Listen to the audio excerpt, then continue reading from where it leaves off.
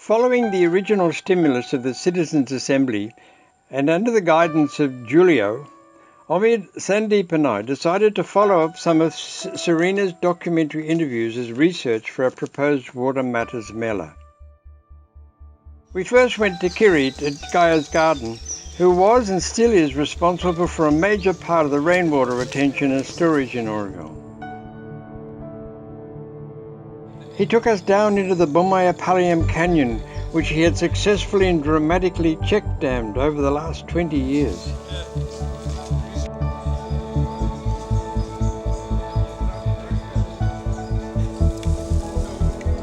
The idea of check damming is to begin at the top of the canyon with roughly metre-high check dams, and each successive year, depending on the rate at which they silt up, this promotes growth in the canyon as it progressively fills in.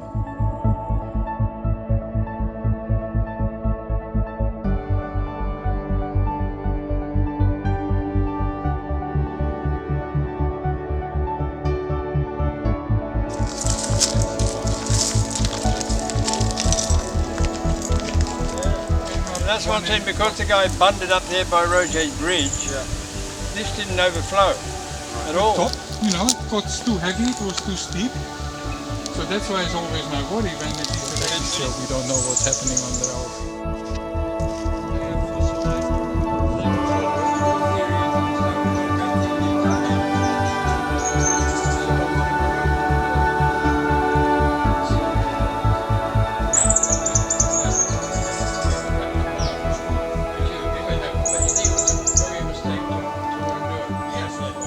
I don't think I've been down in this canyon for about probably 10 years now, and so it's incredible now to see the effect of the check damming has done. It's completely held back the canyon, and so that there's no real, except for exceptional rainstorms, there's no runoff from a canyon that used to spill millions of litres into the sea. You can see there the raise of the level in the earth from the effect of the check dam. And here you have the villagers who've been warned not to encroach upon the canyon in case of a huge flood storm, because if it does happen, then they will get carried away. We next went to Priya's Buddha garden. She particularly pioneers a sort of frontier water management where the plants are computer monitored and fed exactly what they need to be happy, as she puts it. Well, what used to happen was that we didn't have these, so we would spend a morning putting up, with volunteers, putting up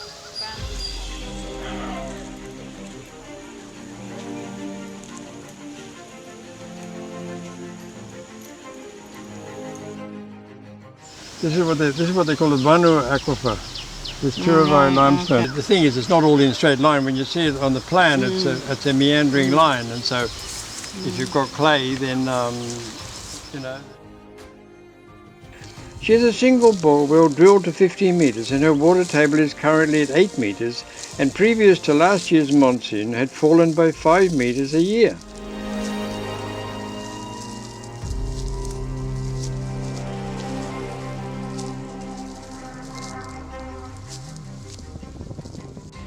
She found an ancient open well in the low point of her 15 acres, and it felt that it could function as a recharge well. I don't know, there is something about a comma, or no, it's not full stop, but there's a comma here somehow. If you think of land as sort of being a bit like writing, well, because that's one of the other things I do, is that there's a kind of comma here. You sort of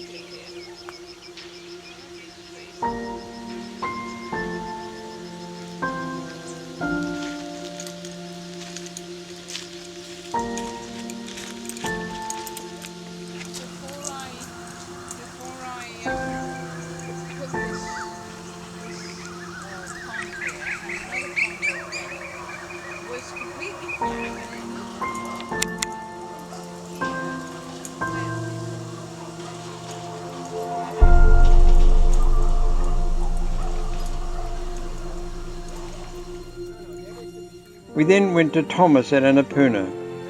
Here's our only farmer to be irrigating almost only with rainwater.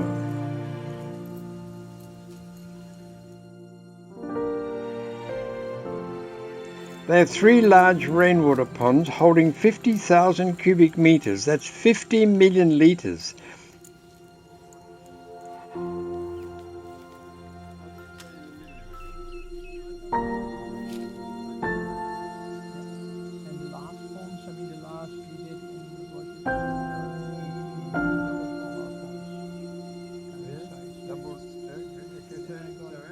He told us that a kilo of rice requires 3,000 litres and he gets 750 kilos per acre, so that he requires 2.5 million litres of water per acre to grow rice. But you also gain a lot. You can't have it all, you can't keep it all. As long as the systems keep moving. They also have 2 bore wells, 130 and 160 metres deep, but their water table is currently at 100 metres and falling.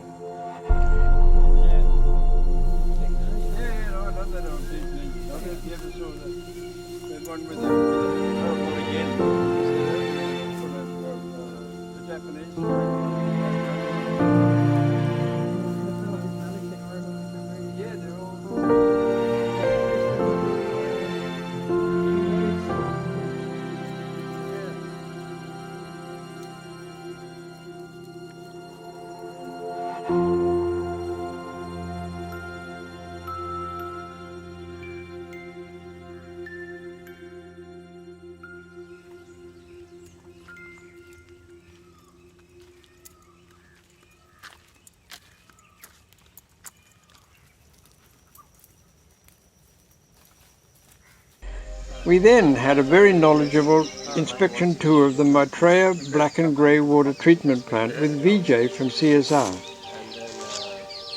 Condoms are quite cheap, but soap peppers, shampoos, peppers, those things are. So it's quite deep. It's quite deep. This is 4 meters. Whoa! Okay. He told us how they are processing 40,000 litres of waste per day but could handle 60,000. That's from 450 people. Through a fascinating process of anaerobic filtration, sedimentation through the baffle reactor and finally vortex or oxygenation to minimize smell, so the resulting water could be and was being readily used for garden watering. This is like oil, shampoo, Whatever is there, it will take at different stages its sediments at different times.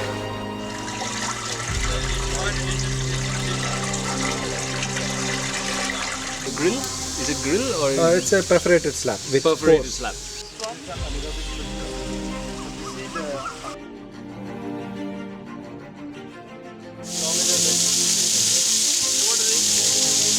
That's just storage tank.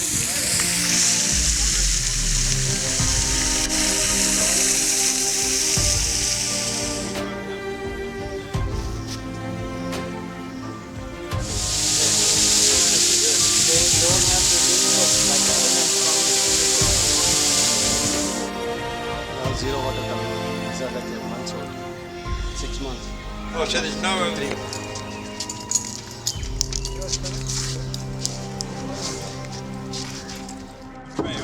3. Okay, well that's great.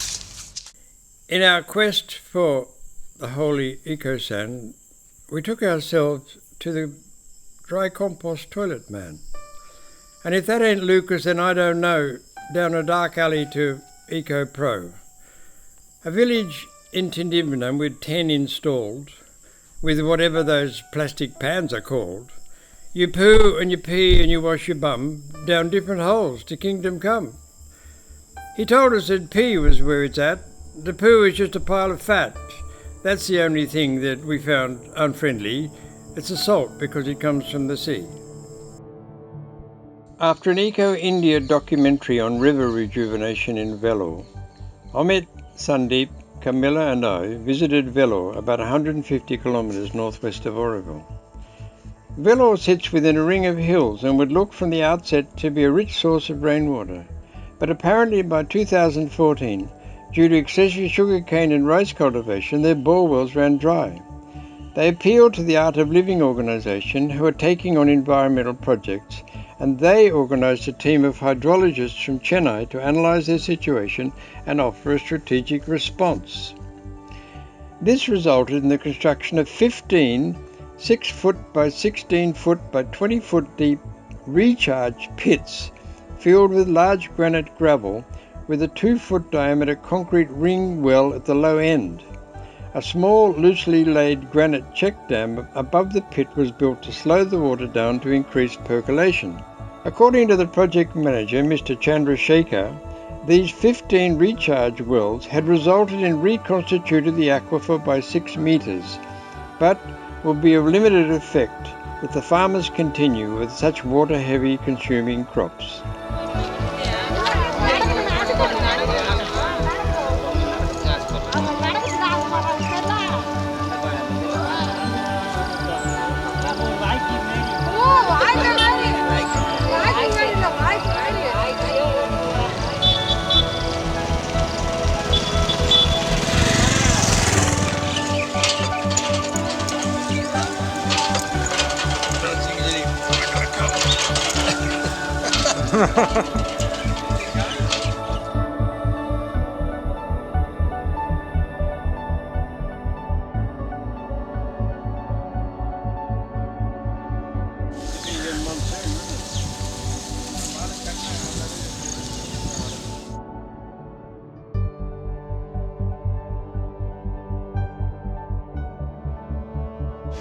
I mean, after you feel like jumping it, don't you?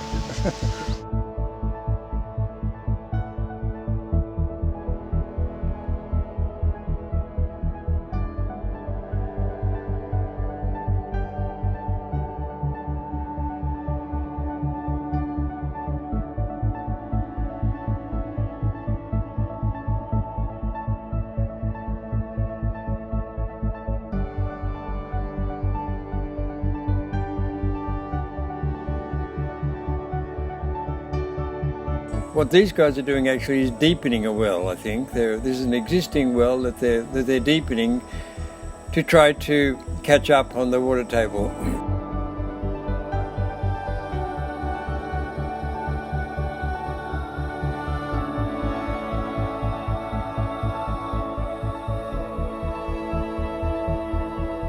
Down there they've drained out, they pumped out the aquifer, pumped out the water that's down there in order to be able to work, although water is surging back in.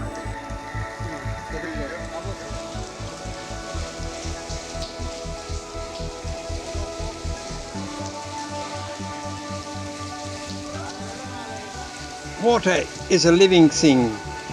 It breathes, it feels, it thinks. It's not just a murky gurk that dies in our kitchen sinks. It's a lubricating lubricant in our blood, sweat and our tears. It's a simply single determinant between our loves and our fears. The rain is its religion. We pray for it to fall. We dance around in circles, hoping it'll hear our call. The forest is its native sponge. It transpires through the trees. It keeps them steadily upright and breathes out through its leaves. We thought it was abundant, an infinite supply. As long as it kept raining, our wells would never dry.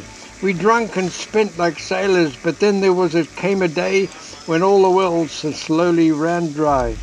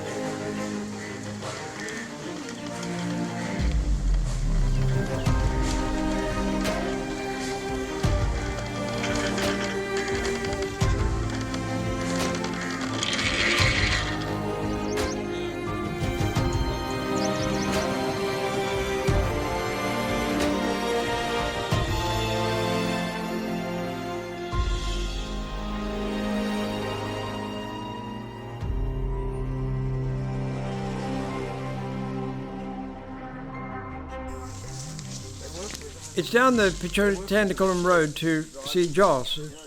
It's pretty clear who's the boss. He wears his wisdom with humility. He's the dean of the Pichandakulam University. Now, this is 100 years ago. Okay. And then we're doing one now 1,000 years ago. There's the atom. 1,000 years ago. It's a classic case of the disembodied mind. The body has somehow been left behind. He's not the sort to throw in the towel, so he's the living embodiment of the great horned owl. And there are many paths and structures, as if there are many ways to discover the vested secrets in the Chandiculam maze. The upshot of all this was an unfolding revelation that Auroville is becoming increasingly aware of its water predicament and acting upon it, further encouraging us to try to condense it all into our Water Matters Mela.